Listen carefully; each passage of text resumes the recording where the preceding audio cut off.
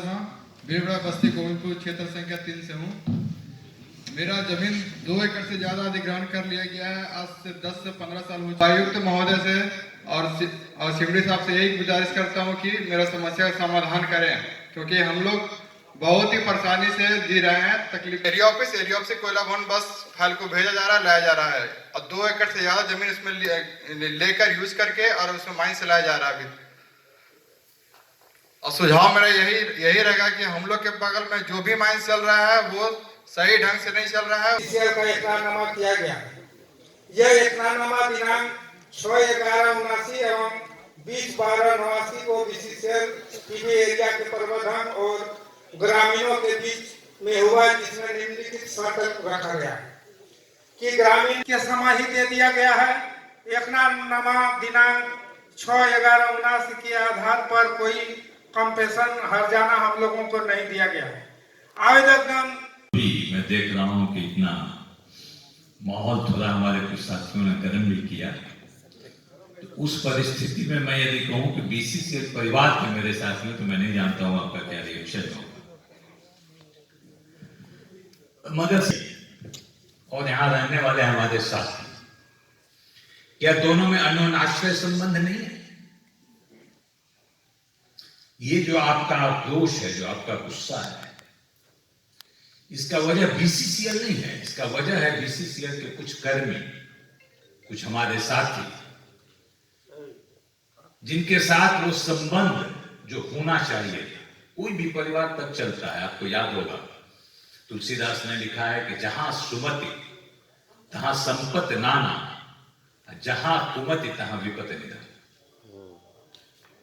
देखिए, गांधी जी ने जो कहा, इन्होंने ये नहीं कहा कि मैं जमीन नहीं दूं। आप सब लोग, जितने लोगों को गुस्सा था, आक्रोश था, आप याद कीजिए, किसी ने ये नहीं कहा कि बीसीसीएल को कोयला उत्पादन नहीं होना चाहिए। किसी ने नहीं कहा। सब लोग सहमत हैं कि बीसीसीएल का कोयला उत्पादन होना चाहिए, क्योंकि बीसीसीएल क्या है? हम लोग क्या है? हम लोग राष्ट्र के नौकर, हमें तनख्वाह मिलती, हमें सरकार ने ये दायित्व दिया है कि भैया आप इतनी तनख्वाह लो और आप ये काम करो। इसीलिए हमें जो बीसीसीएल से उत्पादन होता है, जो बीसीसीएल से मुनाफा होता है, वो हमारे अधिकारियों या हमारे किसी के पॉकेट में नहीं जाता। बीसीसीएल एक सरकारी कंपनी है। बीसीसीएल को जो भी मुनाफा होता है, ये राज्य सरकार को, केंद्र सरकार को जाता है। एक एक टन जो कोयला निकलता है, उससे राज्य सरकार को रॉयल्टी जाता है, केंद्र सरकार को जाता है। आज पूरे कोयलांचल में अब तो एक और नियम बन गया है कि प्रत्येक ton district mineral fund district में जाता है। ये पैसा क्यों जाता है? कौन देता है? इसी पैसे से रोड बनता है, इसी पैसे से बिजली जाने के लिए आपके तार लगते हैं, हॉस्पिटल चलता है और स्कूल चलती है। अब आवश्यक है, बीसीसीएल है तो धनबाद है, धनबाद है तो बीसीसीएल है। आप सहमत हैं कि नहीं? मगर इतना, जब ऐसा अन्योन्याश्रय संबंध हो, माता पिता भाई बहन का संबंध हो, और उसके बावजूद इतना आक्रोश, मैं तो सुन रहा था। एक एक बातें हमने सुनी है, नोट की है, और हमारे साथियों ने नोट किया है। ऐसा क्यों? ये मैं आपको बताऊं। हमारे सभी एरिया जनरल मैनेजर्स यहां बैठे हुए हैं। ये बात सच है कि हम और डीसी साहब प्रत्येक दिन आपके साथ नहीं बैठते हैं, प्रत्येक दिन नहीं बैठ सकते हैं, आपकी बातें हम नहीं सुनते। और इतना आक्रोश होने का मुख्य वजह है कम्युनिकेशन गैप। आपको लोग नहीं सुनता है, आप इनकी ये अपनी नहीं सुनाते हैं। इसलिए आपको याद होगा, हम लोगों ने एक नंबर भी दिया था, पेपर अखबार में है कि आपको कोई शिकायत हो, हमने समाधान केंद्र स्थापित किया है। अखबार में आया था, आप याद कीजिए, कि आपको कोई शिकायत है, इस पर व्हाट्सएप कर दीजिए।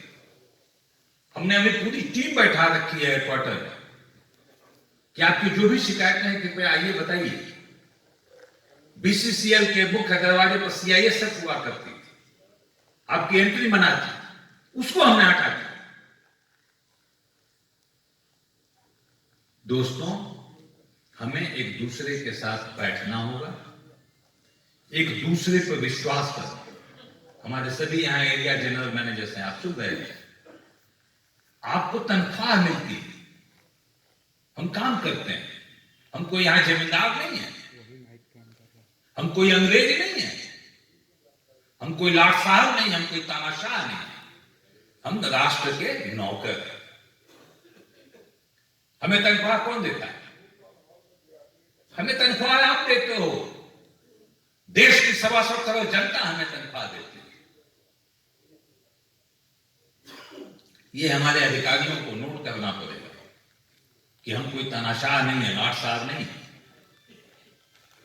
तो छोटी छोटी बातें मैं तो कह रहा हूं, मंच के सामने कह रहा हूं कि किसी ने नहीं मना किया कि हम जमीन नहीं, उनकी बातें सुननी होगी। अब किसी का 2 एकड़ जमीन ले लिया,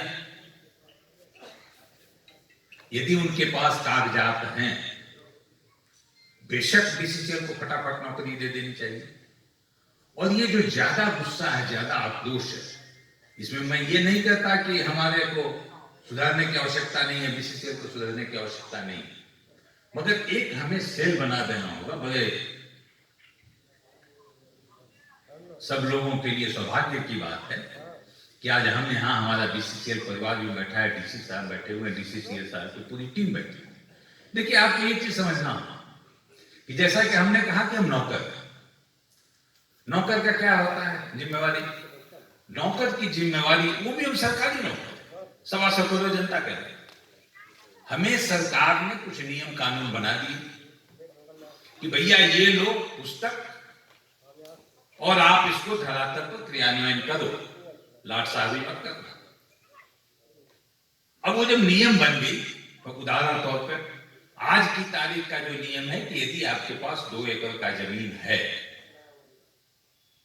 जो हमारे रैयत है, आपके नाम से है, जहां हमारी खदानें चल रही है, 2 एकड़ पे एक नौकरी बीसीसीएल देती है आज की तारीख में।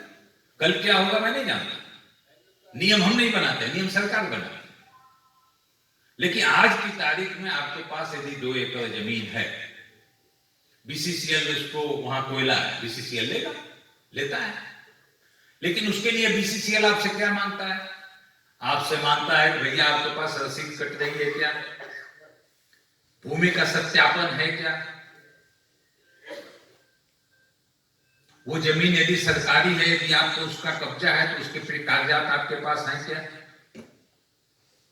और यदि कागजात वंशावली, मान लो एक बाप के 4 बेटे हैं, 2 ही एकड़ जमीन है, तो बीसीसीएल तो एक ही नौकरी देगी, लेकिन बाकी 3 भाइयों का भी सहमति पत्र चाहिए, वो है क्या? और यदि सारी चीजें हैं और तब हमारा बीसीसीएल का अधिकारी यदि नहीं नौकरी देता है, तो वो अधिकारी कहलाने योग्य नहीं है। ऊपर से दबाव है कि किसी तरह भी झरिया को विस्थापन करवाना है, और ये बगल में हमारे टाटा है, टाटा की तर्ज पर ये लोग काम नहीं कर रहे हैं। इनको देखिए, पुराना घोटाला किया हुआ और अभी भी घोटाला ही होगा इनमें। अभी बेलगड़िया में इन्होंने भेज दिया सबको, तो बेलगड़िया जाने के बाद में आप वहाँ के ना तो रोजगार है, ना किसी तरह का साधन है, ना स्कूल है, ना कॉलेज, मतलब किसी तरह का वहाँ साधन ही नहीं है। वो एक तरह से सोच लीजिए एक तरह का बहुत बड़ा घोटाला है ये, जिस पर ये लोग पर्दाफाश करने के लिए सोच रहे हैं कि इसको किसी तरह दबाया जाए।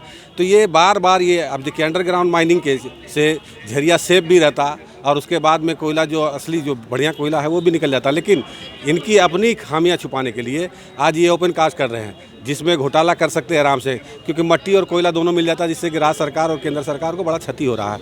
इसका हमने इनको सुझाव दिया कि आप कृपा करके जो पहले ये अग्नि क्षेत्र है, आग को बुझाइए। जब मेरा आग से घर सेफ हो जाएगा तो उसके बाद में अरबों करोड़ों रुपया जो कोयला है वो सेफ हो जाएगा, और राष्ट्र के लिए ये बहुत बड़ी संपत्ति है, इस पर क्षति नहीं होना चाहिए। और इस पर मैंने अपना राय दिया है इनको, डीसी साहब को। लेकिन डीसी साहब का और ऊपर से इनका एक ही, जैसे कि शायद ये प्राइवेट किसी कंपनी को ये लोग दे चुके हैं, अंदरली बात है, ये अभी सामने नहीं आ रही है, और ये चाह रहे हैं कि किसी तरह इस क्षेत्र को हम लोग विस्थापित कर दें। मतलब जब तक आप लोगों की मांगे हैं कि जब तक सुरक्षित जगह नहीं दिया जाता है हम लोग को, नहीं, हम लोग नहीं हटने वाले यहाँ से। हम लोग तो किसी एंगल से ही लोग चाहेंगे भी तो देखिए कितने डीसी आए, कितने डीसी चल गए। 2005 से हम लोग वहाँ पर आए थे, सर्किट हाउस में भी इस बात को रखी थी। मैंने एक ही क्वेश्चन किया था कि ये आग कब बुझेगी, पहले आप आग बुझाइए। उस आग बुझाने से क्या है कि दो चीज़ के क्षति कम होगी, एक कोयले की और एक जनता की। ये ज़बरदस्ती के आग का भ्रम फैलाकर और लोगों को उपन खनन करके ये बंदर बाट कर रहे हैं। और हमारे यहाँ क्या है कि अभी देखिए 2015 तक मालगुजारी रसीद कट रही थी और हम लोग 15 तक जिंदा थे और 15 के बाद ये लोग हम लोग को डेड कर दिए हैं, गैराबाद कर दिए हैं। तो इस पर भी संज्ञान हम लोग प्रधानमंत्री से इसकी बात रखेंगे कि इस तरह की जो संज्ञान है इस पर आप अपने स्तर से जांच कीजिए। आत्मनिर्भर बोलने से नहीं होगा, आत्मनिर्भर अब हम लोग को बनना पड़ेगा। इसी पर मैंने डीसी साहब से सुझाव दिए थे और इसी के साथ में अपना नाम बता दीजिए। शिवचरण शर्मा, झरिया बाजार से। कर दिया गया तो सर ये कब तक लंबावित होगा, कैसे क्या इसमें बताएंगे? देखिए, आज इस मीटिंग का उद्देश्य ही था लोगों को सुनना। हम लोगों ने 595 साइट से लोगों को बुलाया था, लोग आए और मैं सब आए हुए लोगों को बहुत बहुत धन्यवाद देना चाहूँगा कि उन्होंने दिल खोलकर अपनी बातें हमें सुनाई। हम उनकी समस्याओं से रूबरू हुए, लोगों ने सलाह दिया और जैसा कि आपने डीसी साहब को सुना, हम लोग एक एक पॉइंट पे मनन करके उसको क्रियान्वित करेंगे और देखेंगे कि लोगों की समस्याओं का निदान कैसे। सर गुरुवार को जो बैठक की आपने बात कही है वो उसकी समय सीमा तय किया गया, कितने बजे से ये बैठक? बिल्कुल हाँ, हर गुरुवार को शाम को 4 बजे से हमारे जितने एरिया जनरल मैनेजर्स हैं अपने अपने ऑफिस में बैठेंगे। में हम लोगों ने झरिया पुनर्वास के ठोस कार्यान्वयन को लेकर सभी हमारे 595 साइट्स के रैयतों को बुलाया था और रैयतों की उपस्थिति काफ़ी अच्छी थी। सभी क्षेत्र से रैयत आए थे। उनसे सजेशन आमंत्रित किए गए कि अभी पुनर्वास में क्या कमियां वो देखते हैं और क्या सुझाव देते हैं, जिससे कि ख़ास तौर से हमारे जो LTH रैयत हैं उनका जल्दी से जल्दी पुनर्वास हो सके। ये सभी लोग अवगत हैं कि ये भूदशान क्षेत्र है, अग्नि से प्रभावित है, तो जिला प्रशासन और BCCL की भी प्राथमिकता है कि हम जल्दी से जल्दी पुनर्वास योजना को शुरू करें। रैयतों की चिंता भी काफ़ी वाजिब दिखी, उनके सजेशन को काफ़ी माइन्यूटली नोट किया गया है। उसके बाद हम लोग BCCL प्रबंधन के साथ बैठेंगे और सभी जो अच्छे सजेशन है उसको मिलाकर एक डिटेल पॉलिसी निर्माण करते हुए राज्य सरकार के माध्यम से हम लोग केंद्र सरकार को भेजेंगे।